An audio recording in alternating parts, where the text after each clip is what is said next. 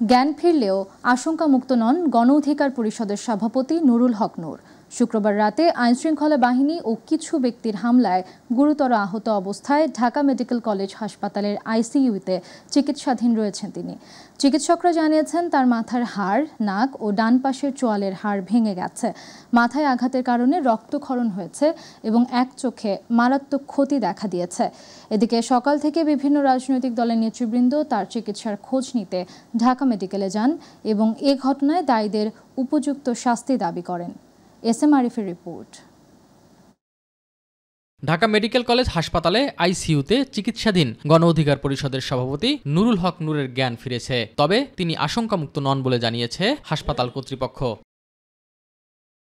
এদিকে আইনশৃঙ্খলা বাহিনী এবং কিছু দুষ্কৃতিকারীদের হামলায় গুরুতর আহত নূরের শারীরিক অবস্থা দেখতে ঢাকা মেডিকেল কলেজে আসেন বিএনপির স্বাস্থ্য বিষয়ক সম্পাদক ডাক্তার রফিকুল ইসলাম। পরে তিনি সাংবাদিকদের জানান, নূরের ডান চোখে রক্ত জমাট বেঁধেছে।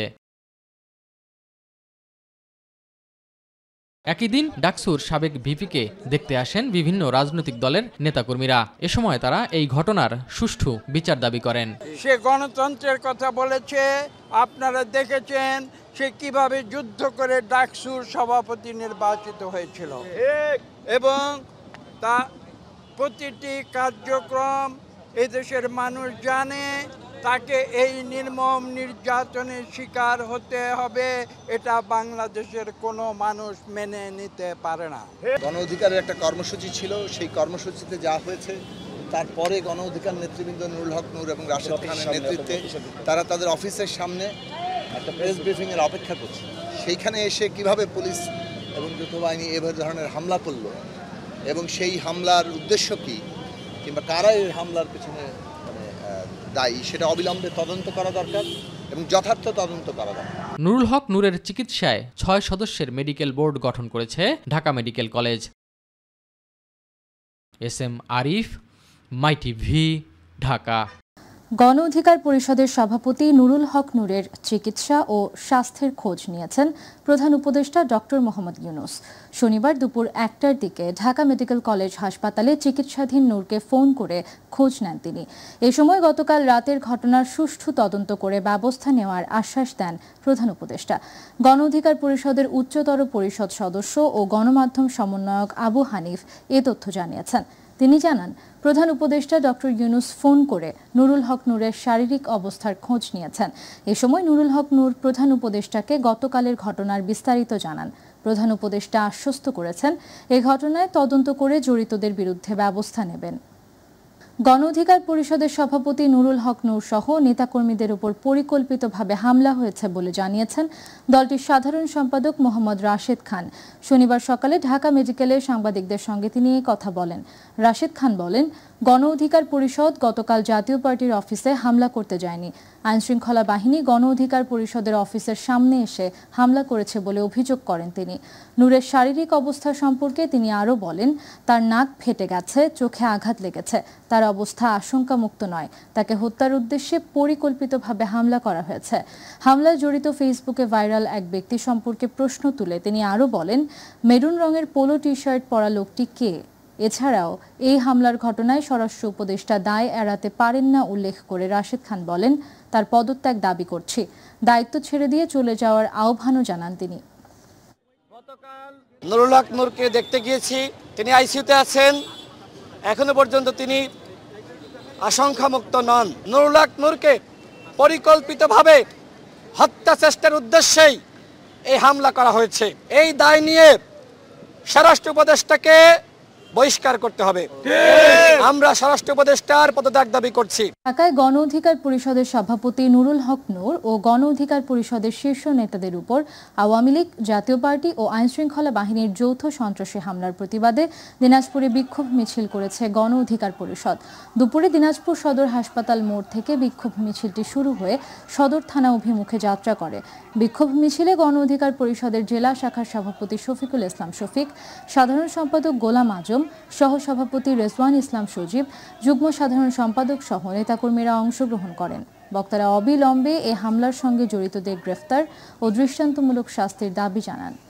গণ অধিকার পরিষদের পক্ষ থেকে একটাই দাবি, জাতীয় পার্টিকে নিষিদ্ধ ঘোষণা করতে হবে।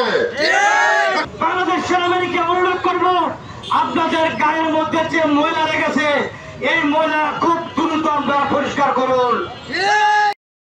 রাজধানীর কাকরাইল এলাকায় দুটি রাজনৈতিক দলের নেতাকর্মীদের মধ্যে সংঘর্ষে সেনাবাহিনী ও পুলিশের বেশ কয়েকজন সদস্য সহ অনেকে আহত হয়েছেন। এ ঘটনায় রাতে আন্তঃবাহিনী জনসংযোগ পরিদপ্তর ISPR এক বিজ্ঞপ্তি প্রকাশ করেছে। এতে বলা হয়, সংঘর্ষের শুরুতে পুলিশ ঘটনাস্থলে পৌঁছে পরিস্থিতি নিয়ন্ত্রণে আনার চেষ্টা করে। তবে সংঘর্ষ তীব্র আকার ধারণ করলে সেনাবাহিনীর সহযোগিতা কামনা করা হয়। এক পর্যায়ে উভয় পক্ষ সংগঠিতভাবে আইনশৃঙ্খলা বাহিনীর ওপর আক্রমণ চালায়। এতে পুলিশের কয়েকজন এবং সেনাবাহিনীর অন্তত 5 সদস্য আহত হন। ISPR বলছে, ঘটনার শুরুতে আইনশৃঙ্খলা বাহিনী উভয় পক্ষকে শান্ত থাকার আহ্বান জানায় এবং বিদ্যমান আইন শান্তিপূর্ণভাবে স্থান ত্যাগ করতে বলে। কিন্তু বারবার অনুরোধ উপেক্ষা করে কতিপয় নেতাকর্মী মশাল মিছিল বের করে সহিংসতা বাড়িয়ে তোলে। আইনশৃঙ্খলা বাহিনী শান্তিপূর্ণভাবে সমাধান করার চেষ্টা করলেও ব্যর্থ হয়ে শেষ পর্যন্ত বল প্রয়োগে বাধ্য হয়। ISPR আরও জানায়, মব ভায়োলেন্সের বিরুদ্ধে বাংলাদেশ সরকার জিরো টলারেন্স নীতি গ্রহণ করেছে। সেনাবাহিনী সরকারের সিদ্ধান্ত পুনর্ব্যক্ত করে বলেছে, জননিরাপত্তা ও শান্তি বজায় রাখতে তারা সর্বদা বদ্ধপরিকর এবং যে কোনো সহিংসতা দমন করতে কঠোর অবস্থান নেবে। গণ অধিকার পরিষদের সভাপতি ও ডাকসুর সাবেক ভিপি নুরুল হক নূরের ওপর হামলা এবং কাকরাইলে সংঘটিত সহিংস ঘটনার নিন্দা জানিয়ে বিএনপির ভারপ্রাপ্ত চেয়ারম্যান তারেক রহমান বলেছেন, দেশকে অবশ্যই বেআইনি মবের শাসন থেকে বেরিয়ে আসতে হবে। শনিবার গণমাধ্যমে পাঠানো এক বিবৃতিতে তিনি এসব কথা বলেন। বিবৃতিতে তারেক রহমান বলেন, নুরুল হক নূরের ওপর হামলা এবং কাকরাইলে সংঘটিত সহিংস ঘটনায় বিএনপির পক্ষ থেকে তীব্র নিন্দা জানান। তিনি বলেন, জাতি বর্তমানে একটি অত্যন্ত স্পর্শকাতর গণতান্ত্রিক উত্তরণের সময় অতিক্রম করছে, যার প্রথম ধাপ হল জাতীয় নির্বাচন। এ বিষয়ে সম্মিলিতভাবে নিশ্চিত করতে হবে যে যা ঘটেছে তেমন অস্থিতিশীলতামূলক ঘটনা যেন আর ছড়িয়ে পড়তে না পারে এবং গণতন্ত্রের পথে অগ্রযাত্রাকে বাধাগ্রস্ত না করে। গত বছরের গণ অভ্যুত্থানের প্রকৃত চেতনাকে অবশ্যই জয়ী হতে হবে। দেশকে অবশ্যই বেআইনি মবের শাসন এবং বর্তমান অস্থিরতার শৃঙ্খল থেকে বেরিয়ে আসতে হবে। নূরের দ্রুত আরোগ্য কামনা করে এবং ঘটনার আইনানুগ তদন্তের জন্য সরকারের প্রতি আহ্বান জানান তারেক রহমান। গণ অধিকার পরিষদের সভাপতি নুরুল হক নূর সহ অর্ধশতাধিক নেতাকর্মীকে আইনশৃঙ্খলা রক্ষাকারী বাহিনীর লাঠিচার্জ হামলায় গুরুতরভাবে আহত করার ঘটনার প্রতিবাদে বিক্ষোভ কর্মসূচি পালন করেছে বাংলাদেশ জামায়াতে ইসলামী। বাদ জোহর বাইতুল মোকাররম উত্তর গেট থেকে এ বিক্ষোভ মিছিল শুরু হয়। কেন্দ্রীয় কর্মপরিষদ সদস্য ও ঢাকা মহানগর দক্ষিণ জামায়াতের নায়েবে আমির ডক্টর হেলাল উদ্দিনের সভাপতিত্বে প্রতিবাদী এ বিক্ষোভ মিছিলে প্রধান অতিথি ছিলেন বাংলাদেশ জামায়াতে ইসলামীর সহকারী সেক্রেটারি জেনারেল মাওলানা রফিকুল ইসলাম খান। বিশেষ অতিথি ছিলেন সহকারী সেক্রেটারি জেনারেল মাওলানা আব্দুল হালিম। এর আগে শুক্রবার রাতে এক বিবৃতিতে দলের পক্ষ থেকে এই হামলার ঘটনায় দায়ীদের বিরুদ্ধে শাস্তিমূলক ব্যবস্থা নেওয়ার দাবি জানানো হয়। বাংলাদেশের জনগণ হত্যাকারীদের বিচার দাবি করেছে। যেখানে গণহত্যাকারী এদেশের ক্ষমতায় দীর্ঘদিন দুঃশাসন চাপিয়ে দিয়েছিল জনগণের উপর, আন্দোলন সংগ্রামের মাধ্যমে তাদেরকে বিতাড়িত করে বিচারের কাজ জোড়ায় দাঁড় করিয়েছে। আজ তাদের দোষররা কিভাবে রাস্তা বন্ধ করে জানতে চাই সরকারের কাছে। হত্যাকারী আর হত্যার সহযোগী একে অপরাধে অপরাধী। গণ অধিকার পরিষদের সভাপতি নুরুল হক নূরের ওপর হামলার ঘটনা অত্যন্ত ন্যাক্কারজনক, নিন্দনীয় এবং অপরাধমূলক ঘটনা। এটি কোনো বিচ্ছিন্ন ঘটনা নয়, এটা সুগভীর চক্রান্ত ও ষড়যন্ত্রের একটি অংশ বলে মন্তব্য করেছেন অ্যাটর্নি জেনারেল মোহাম্মদ আসাদুজ্জামান। দুপুরে ঝিনাইদহে জাতীয় বিশ্ববিদ্যালয়ের আঞ্চলিক কেন্দ্র উদ্বোধনকালে একথা বলেন তিনি।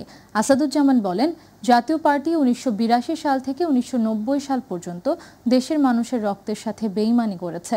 জুলাই অভ্যুত্থানে দলটি আওয়ামী লীগকে সহযোগিতা করেছে। যদি আওয়ামী লীগ নিষিদ্ধ হতে পারে তবে জাতীয় পার্টি কেন পারবে না?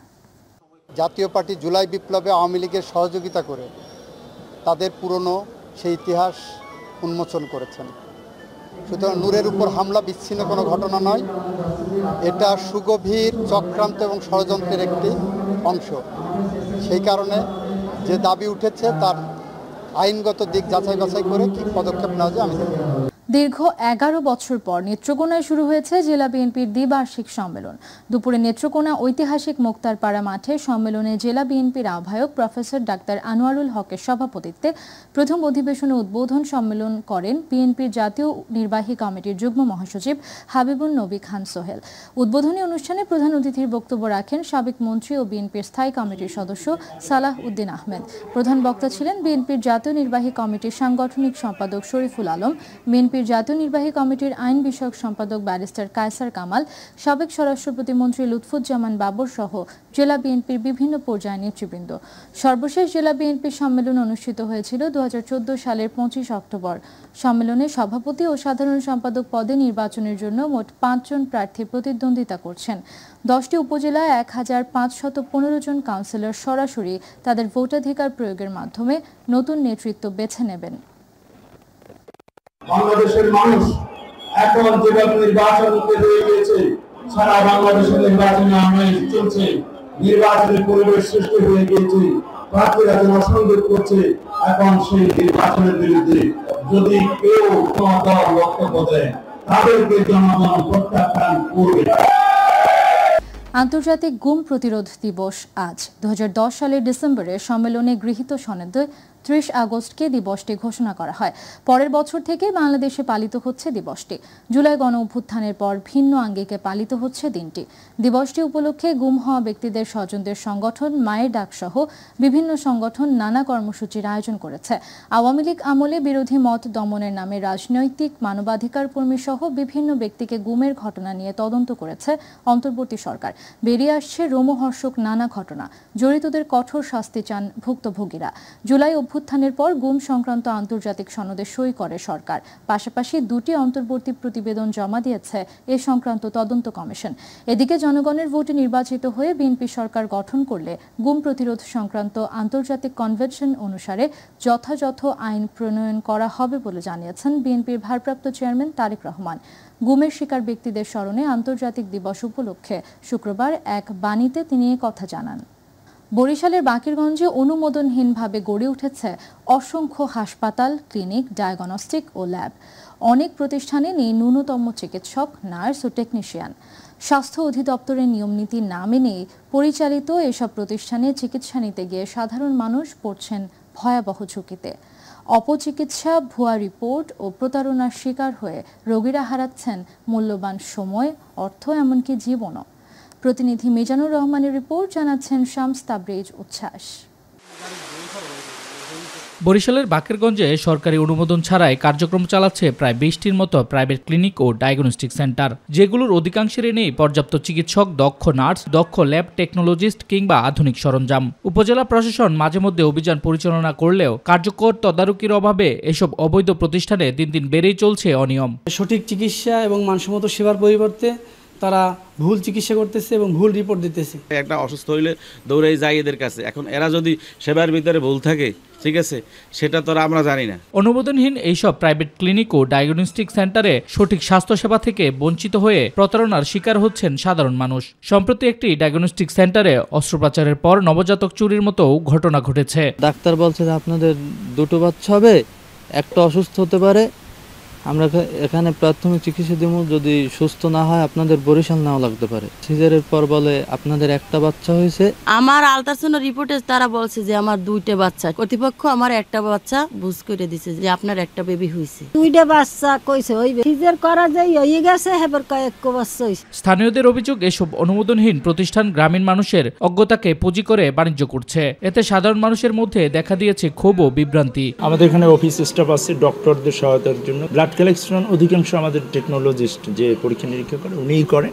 দেশের মানুষকে সেবা দিতে লাগলে আপনাকে কাঙ্ক্ষিতভাবে প্রত্যেকটা জায়গায় জনবল লাগবে। অনুমোদনহীন এসব প্রতিষ্ঠানের বিরুদ্ধে দ্রুত কার্যকর ব্যবস্থা নেওয়ার আশ্বাস সংশ্লিষ্টদের। যে কোনো অন্যায়, যে কোনো অপরাধ, যে কোনো দুর্নীতি, কোনো কিছুকে আমরা মেনে নেব না। প্রত্যেকটা ব্যাপারে আমাদের চির টলারেন্স থাকবে। তথ্য পাওয়ার পরে আমরা আমাদের উপজেলা প্রশাসনের পক্ষ থেকে আমরা অভিযান চালাবো। সরকার এই বিষয়ে প্রয়োজনীয় পদক্ষেপ গ্রহণ করবে, এমনটাই প্রত্যাশা বাকেরগঞ্জবাসীর। শামস তাবরেজ উচ্ছ্বাস, মাই টিভি নিউজ ডেস্ক। নরসিংদীর বেলাবু উপজেলার ৩ কিলোমিটার গ্রামীণ সড়ক দীর্ঘদিন ধরে ছিল চলাচলের অযোগ্য। জনসাধারণের দুর্ভোগ লাঘবে এগিয়ে এসেছেন লিবিয়া প্রবাসী জাকির হোসেন। নিজস্ব অর্থায়নে তিনি শুরু করেছেন রাস্তা সংস্কারের কাজ। স্থানীয়রা জানাচ্ছেন, সরকারি সহায়তা না থাকলেও জাকির হোসেনের এই উদ্যোগ তাদের জীবনে নতুন আশার আলো জ্বালিয়েছে। প্রতিনিধি আমিনুল হকের তথ্যচিত্রে আরও জানাচ্ছেন শামস তাবরেজ উচ্ছ্বাস। সম্প্রতি কয়েকদিনের টানা বৃষ্টিতে বেলাবো উপজেলার খামারচর থেকে দুলালকান্দি বাজার পর্যন্ত প্রায় ৩ কিলোমিটার সড়কের বিভিন্ন স্থানে খানাখন্দের সৃষ্টি হয়েছে। এতে ভোগান্তিতে পড়ে আশেপাশের কয়েক ইউনিয়নের মানুষ। সাধারণ মানুষের কথা চিন্তা করে দীর্ঘদিনের জনভোগান্তি কমাতে রাস্তা সংস্কারের উদ্যোগ গ্রহণ করেন প্রবাসী জাকির হোসেন। রাস্তা সংস্কারের কাজের উদ্বোধন করেন জাকিরের বাবা লাল মিয়া।